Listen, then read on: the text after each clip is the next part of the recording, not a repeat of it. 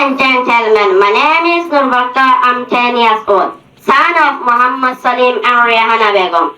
I am the youngest one in my family. I live in Kuparang, Kansaban of the Ukia Kozbadar, Bangladesh.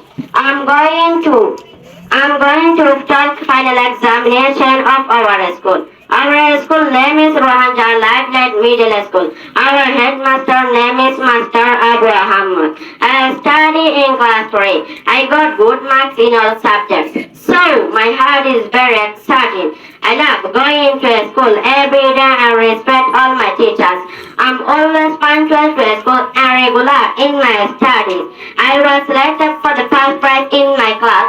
Among all the subjects, my favorite one is math. I also participate in all the extracurricular activities and sports events of my school and try my best to do them well. I have many teachers, among them Master Jafar Islam is my best teacher. I often play, study, and read books, and traveling to new places are my hobby. I love to eat homemade foods. I also help my mother in household chores. I also like to help the needy people. My ambition is to become an engineer.